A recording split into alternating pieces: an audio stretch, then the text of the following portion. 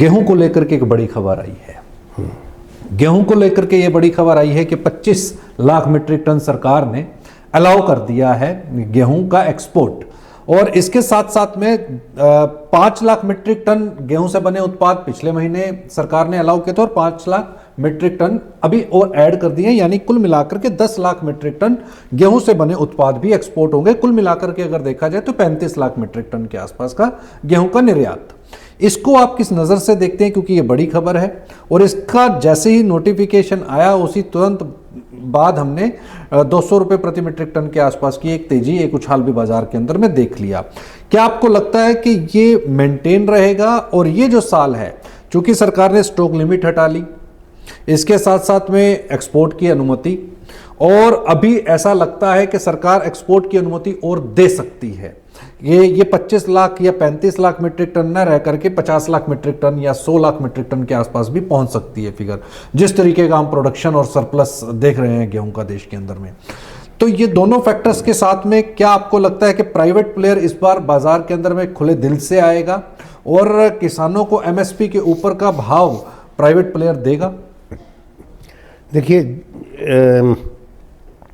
गेहूं में private player सरकार के पास कितना स्टॉक है वो देखता है। अगर उनके पास प्रचुर है स्टॉक, और अगर एक्सेस है, तो कंज्यूमर को इंटरेस्ट कब, ये ट्रेडर को इंटरेस्ट कब रहता है। ठीक है, ये ठीक है कि 5-6 मिलियन टन बहुत ही यूनिक क्वालिटी की गेहूं है, जो कि हाई प्राइस पर कंज्यूमर वैल्यू चेन में जाती है। राइट, कंज्यूमर डायरेक्ट लेता है उसको, हाउस होल्ड कंज्यूमर। ठीक है, और जो इंडस्ट्रियल कंज्यूमर है उसको भी ब्लेंडिंग के लिए हाई क्वालिटी चाहिए। तो आप समझ लीजिए 10-12 मिलियन टन इस तरह की गेहूँ इलास्टिक नहीं है इन चीज़ों से। ठीक है, क्रॉप की बात हो रही है, आमतौर पर 120 मिलियन की बात सुन रहे हैं, परंतु अभी समय है, फरवरी का जो बचा हुआ टाइम है, और मार्च इसकी वेदर देखनी है। ठीक है, एक रिपोर्ट आई थी IMD DG के हवाले से कि टेम्परेचर्स बढ़ सकती हैं, और ये भी कहा गया था कि वीट की फसल पर असर पड़ सकता है। ओके, तो ये अभी थोड़ा अनसर्टन है कि क्रॉप 120 होगी कि 115 होगी, लेकिन फिगर्स तो 1300 की भी आ रही है। हाँ जी, वो तो 1275 लाख मीट्रिक टन गवर्नमेंट का पिछले साल की क्रॉप का एस्टिमेट है। हाँ। और उसके अंदर में साइंटिस्ट ये मान रहे हैं कि वेदर वो बहुत अच्छा गया, बारिशें बहुत अच्छी हुई, और उसका इफेक्ट 5% से लेकर के और 7% का दिखाई देगा। वो बिल्कुल सही है, इस बार पेस्ट एंड डिजीज भी नहीं हुए। हाँ, और बारिश कुछ कम रही सीजन में, बाद में आई, पर वीट का मेरा जो रेफरेंस था वो प्राइवेट स्टॉक क्रॉप एस्टिमेट से था। ओके, ठीक है, अगर आप डेल्टा गिने तो 5 मिलियन बढ़ा दीजिए, 1275, 1280, और नहीं 5 मिलियन और बढ़ा दीजिए। अच्छा, ठीक है, तो 1325 होगा। हाँ जी, ठीक है, 1320, ठीक है। तो डेल्टा है कि 5 के करीब पिछले साल से ज़्यादा दिख रही है अभी क्रॉप। ठीक है, तो मेरी बात अलग नहीं है, जो 13 मिलियन की बात आप सुन रहे हैं, परंतु इसमें से 5-7 मिलियन कम हो सकती है अगर वेदर खराब हो जाए। अच्छा, और अगर इसी तरह चलती रहे तो इतनी हो जाएगी। ओके, लास्ट ईयर से 5 मिलियन ज़्यादा। और अभी क्या है कि सरकार के पास स्टॉक जो होगा, पिछले साल 12 मिलियन था, इस बार डबल होगा। ठीक है, मेरे अंदाजे से करीब 24 मिलियन 1 अप्रैल को। ओके, और उनको अगर एफिशिएंटली चलना चाहे कि कैरिंग कॉस्ट कम लगानी है, तो 10 मिलियन प्रोक्योरमेंट भी हो जाए तो बहुत है। ओके, क्योंकि उनकी जो टोटल डिमांड है 18 मिलियन है पीडीएस के लिए, तो बाकी स्टॉक वगैरह अगले साल की रखना है। 7 मिलियन मैंडेटेड है, अब 10-12 रख लीजिए। ठीक है, अगले साल का 2027 से। लेकिन एक सोर्स बता रहा था कि इस बार हो सकता है कि गवर्नमेंट जो है वो 400 मिलियन के आसपास में, 40 मिलियन के आसपास। नहीं, गवर्नमेंट का टारगेट हो सकता है, गवर्नमेंट को मजबूरी हो सकती है कि ज़्यादा खरीदना पड़े। 40 मिलियन गवर्नमेंट ले, वो मजबूरी है। ठीक है, कि अगर व्यापारी को इंटरेस्ट नहीं खरीदने में, तो उनको लेना ही पड़ेगा। लेकिन बाकी का जो माल आएगा मार्केट के अंदर में, तो प्राइवेट प्लेयर क्योंकि स्टॉक लिमिट नहीं है, तो स्टॉक लिमिट नहीं है, तो क्या आपको लगता है कि इस बार एमएसपी के ऊपर के भाव देगा प्राइवेट प्लेयर फार्मर को?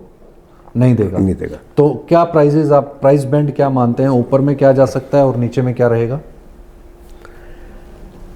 प्राइस का उससे पहले यह है कि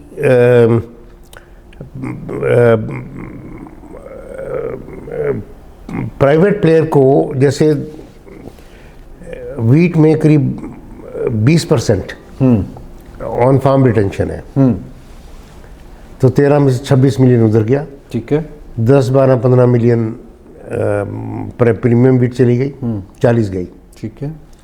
तो बाकी रह गई करीब 90 हमारी कैलकुलेशन से, 90-95। और नाउ हमारी टोटल मिलिंग कैपेसिटी नहीं, प्रोडक्शन करीब 50 मिलियन है। ठीक है। तो अगर वीट इस तरह की बैलेंस शीट दिख रही है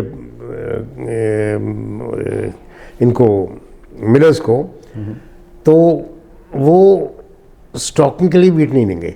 ओके। ब्लेंडिंग के लिए रख लेंगे। ठीक है। स्टॉकिंग के लिए वीट नहीं लेंगे। और देखिए, एक ही वीट की सिंगल क्रॉप होने की वजह से कुछ नवंबर दिसंबर में तो प्राइस राइज होता ही है, और वो मॉडरेट मेरे विचार में रहेगा। ओके। और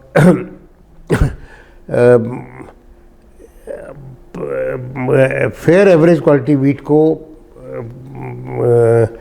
एमएसपी मिलना भी चैलेंज लग सकता है। ओके।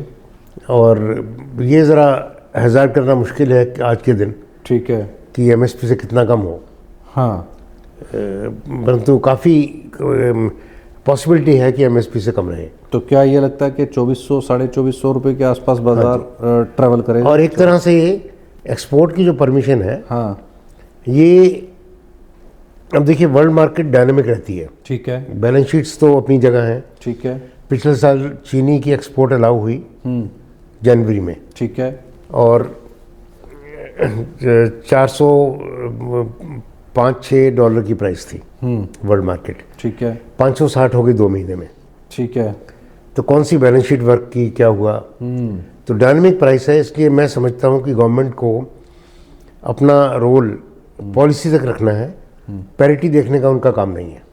आपने चीनी की बात की, चीनी पर भी एक नोटिफिकेशन जारी हुई है। चीनी का भी जो कोटा है उसको 5 लाख मीट्रिक टन से 5 लाख मीट्रिक टन है ना जी, 5 लाख मीट्रिक टन इंक्रीज किया गया है। इस कोटे के अंदर में भी इजाफा आया है। चीनी का एक्सपोर्ट, मैं एक बार दोबारा बता दूं कि वो चीनी का जो कोटा एक्सपोर्ट है उसको 5 लाख मीट्रिक टन से बढ़ाया गया है। ये नोटिफिकेशन भी सरकार ने जारी कर दी है। ये एक बड़ी और ब्रेकिंग है।